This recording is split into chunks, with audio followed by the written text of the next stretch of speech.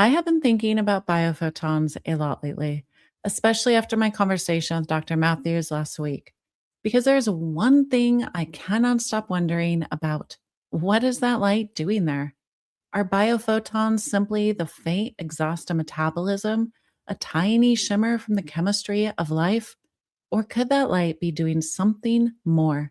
Because one thing biology teaches you over and over again is that the body rarely does something for no reason. Sure, not everything has an obvious purpose at first, but when something keeps appearing, it is worth asking what we might be missing. And it is this that got me asking, if the body produces tiny amounts of light, could that light carry information? Could it change with the state of the cell? Could something inside the cell respond to it? Which is what led me straight into the strange intersection of mitochondria, microtubules, biophotons, and light as information. And eventually to the central question of this episode: does the body communicate using light? To answer that, we need to break this into a few pieces.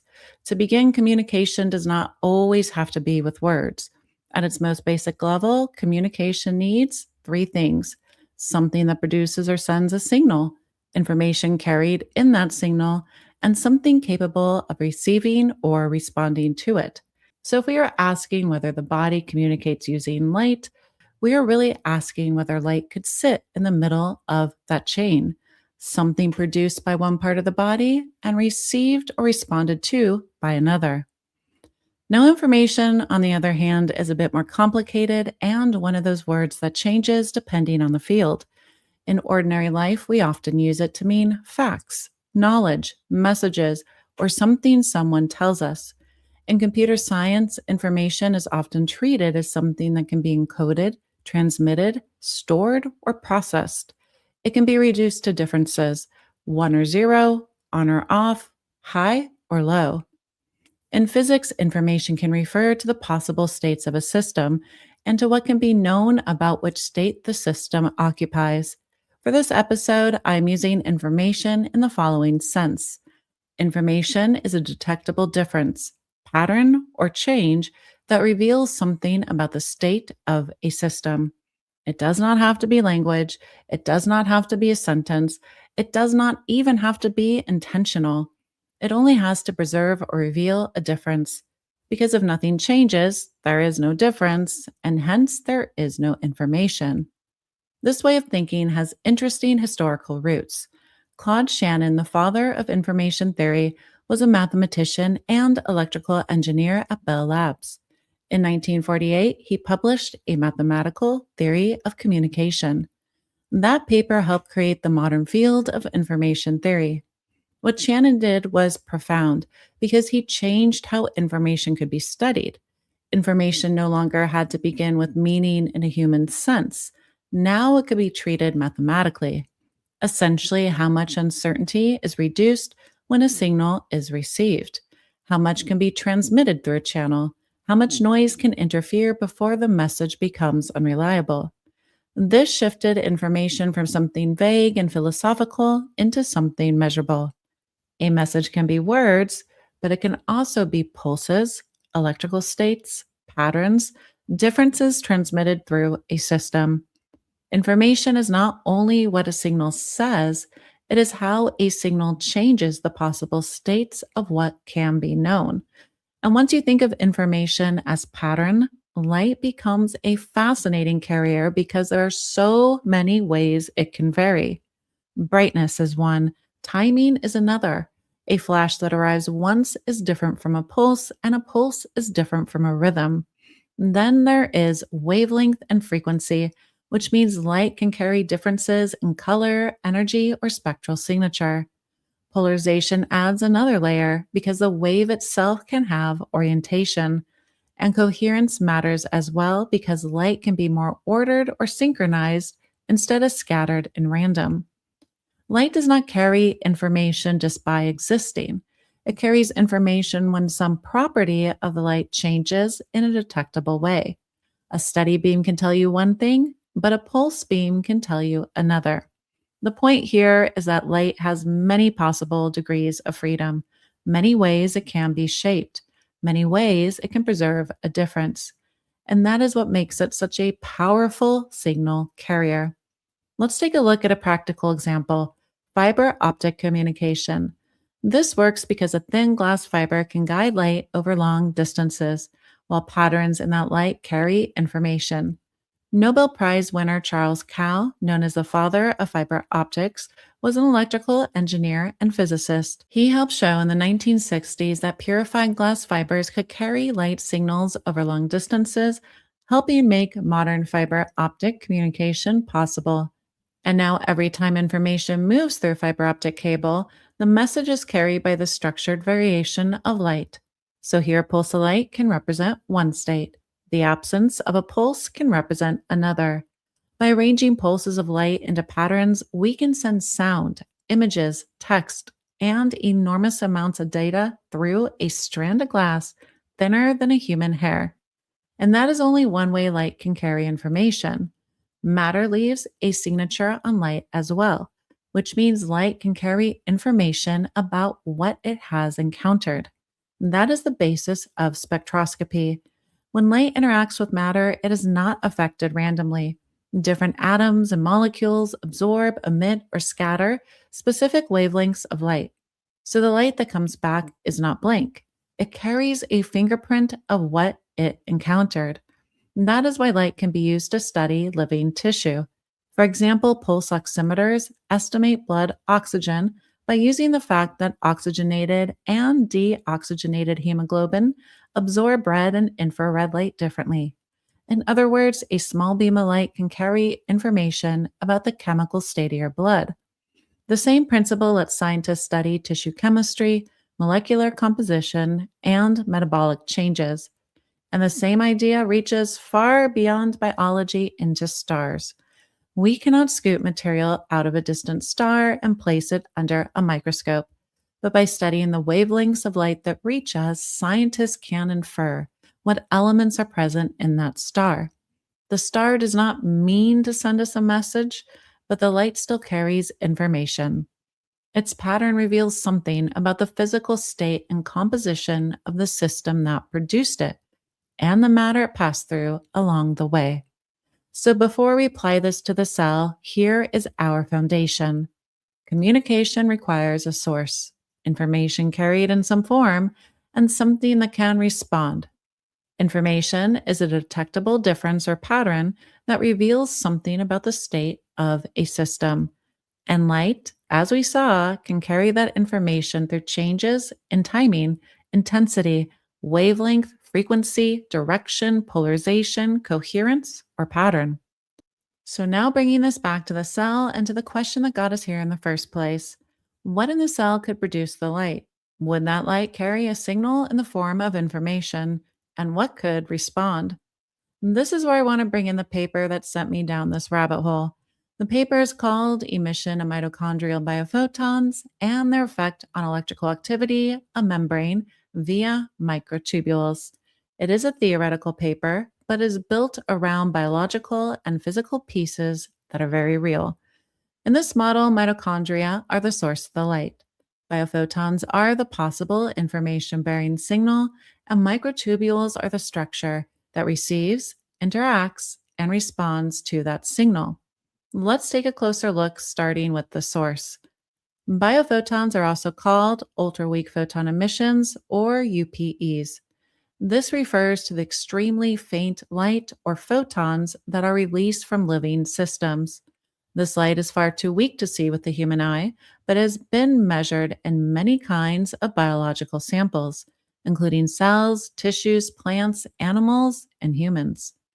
Depending on the source and context, biophoton emission is often discussed across infrared, visible, and ultraviolet light ranges.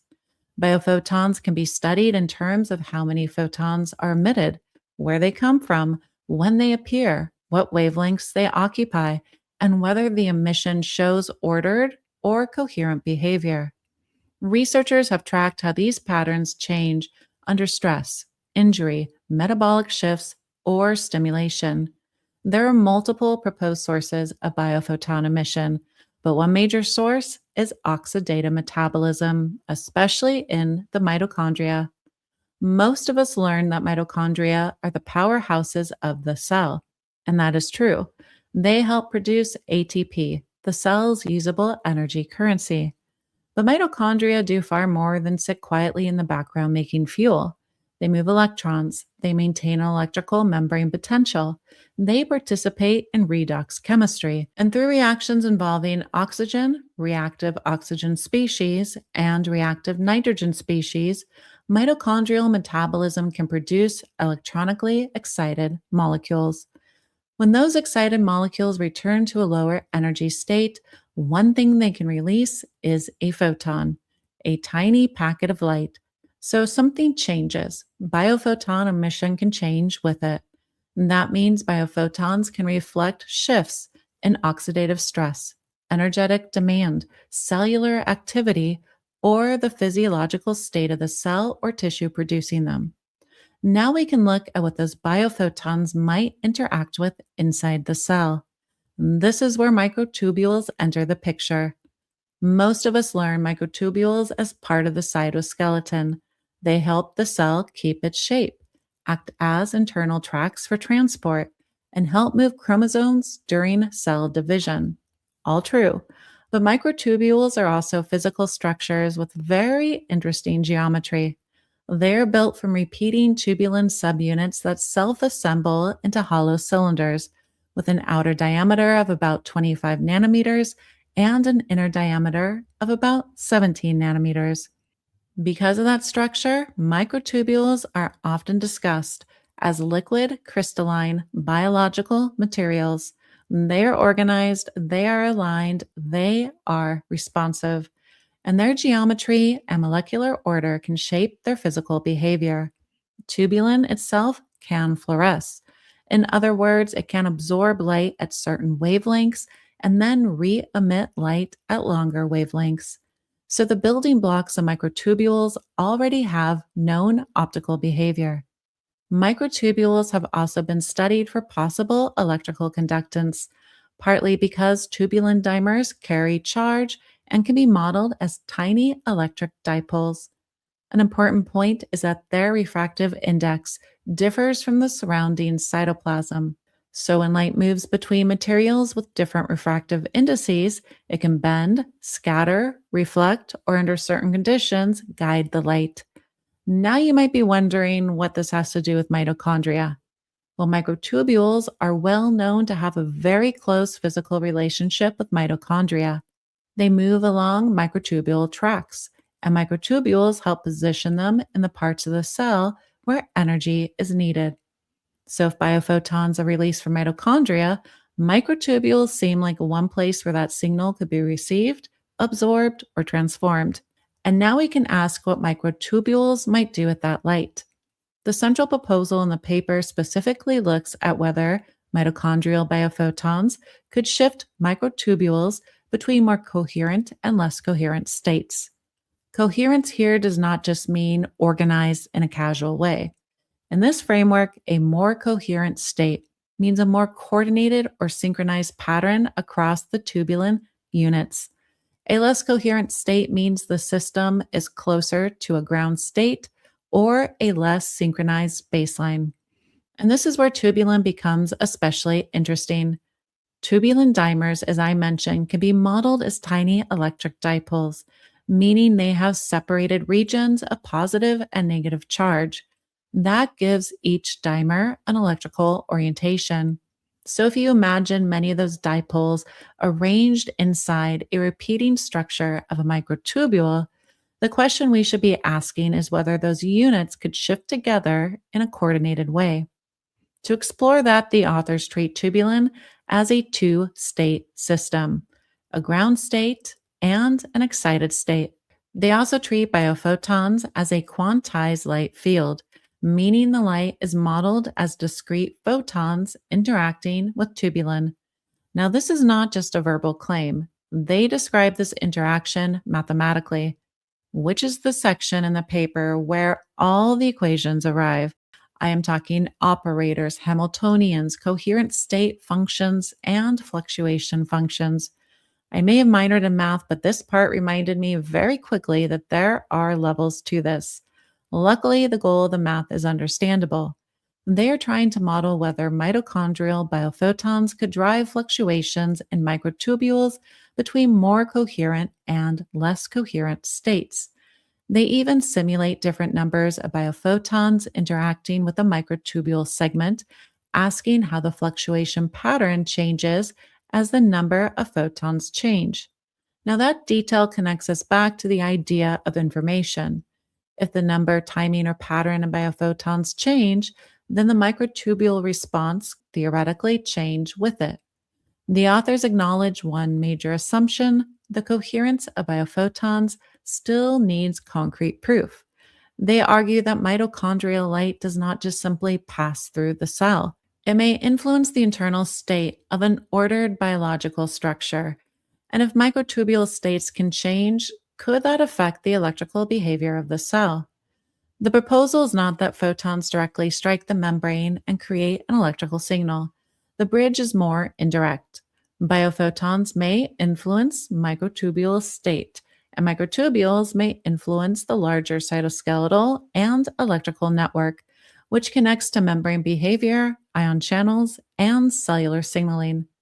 The paper also briefly points to experimental work suggesting that single neurons may have photon guiding properties. In other words, the optical question may not only involve tiny structures, it may also involve the larger geometry of the neuron itself. A long, narrow cell with branching processes may create conditions where light is not simply lost immediately, but could be guided, scattered, or shaped along cellular structures. Now, they do not develop that part deeply, but it does leave open a fascinating possibility and likely a future episode. So now we can put the pieces together and return to the question we started with: does the body communicate using light? We saw today that mitochondria act as a source of biophotons. Biophotons may carry information about the changing state of the cell. Microtubules may provide an ordered structure that can receive, absorb, transform, or respond to that light. And changes in microtubule state may connect to the membrane's electrical behavior, thereby influencing the cell. And that is the proposed chain: source, signal, structure, response. So, do we know this for absolute scientific certainty? Not yet. But after looking at the pieces and the logic, it no longer feels like a vague hypothesis. It feels like one more place where life may be stranger and more beautifully organized than we had realized. I can't wait to read what you think about everything. And of course, the paper will be linked in the description below. Please be sure to like, subscribe, set your notifications, and until next time, stay curious and take care.